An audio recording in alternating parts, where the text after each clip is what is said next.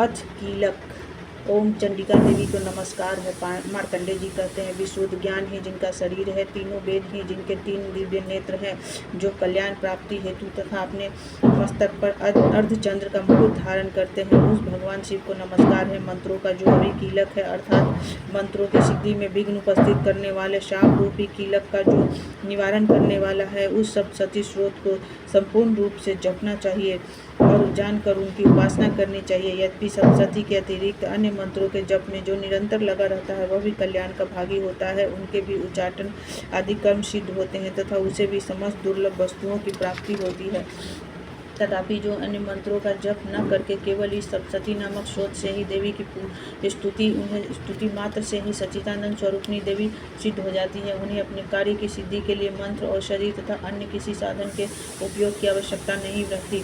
बिना जप के ही उनके उच्चाटन आदि समस्त अविचारिक कर्म सिद्ध हो जाते हैं। इतना ही नहीं, उनकी संपूर्ण अभीष्ट वस्तुएं भी सिद्ध होती है। लोगों को मन में यह शंका थी कि वह जब केवल सप्तशती की उपासना से अथवा सप्तशती को छोड़कर अन्य मंत्रों की उपासना से भी समान रूप से सब कार्य सिद्ध होते हैं, तब इसमें श्रेष्ठ कौन सा साधन है। लोगों की इस शंका को सामने रखकर भगवान शंकर ने अपने पास आए हुए जिज्ञासुओं को समझाया कि यह सप्तशती नामक संपूर्ण स्रोत की सर्वश्रेष्ठ कल्याणमय है।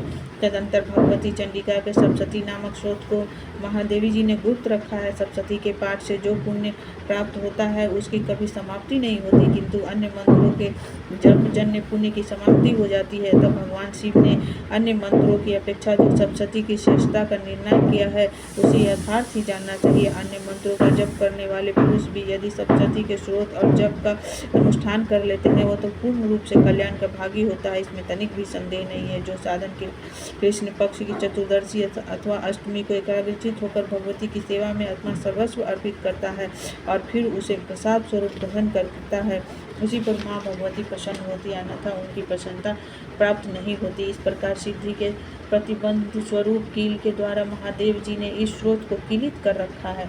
जो पूर्वोक्त रीति से निष्कीलन करके इस सप्तशती स्रोत का प्रतिदिन स्पष्ट उच्चारण पूर्वक पाठ करता है, वह मनुष्य सिद्ध हो जाता है, वही देवी का पार्षद होता है और वही गंधर्व भी होता है।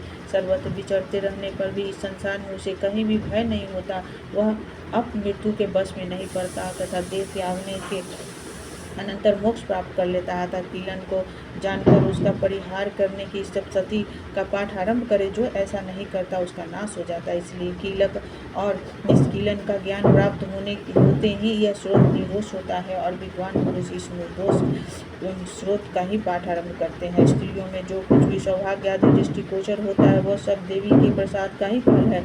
अतः इस कल्याणमय स्रोत का सदा जप करना चाहिए। इस स्रोत का मंद स्वर से पाठ करने पर स्वतः फल की प्राप्ति होती है और उच्च स्वर में पाठ करने पर खूब फल की सिद्धि होती है। अतः उच्च स्वर में ही इसका पाठ आरंभ करना चाहिए, जिसके प्रसाद से ऐश्वर्य, सौभाग्य, आरोग्य, संपत्ति, शत्रुनाश तथा परम मोक्ष की सिद्धि होती है।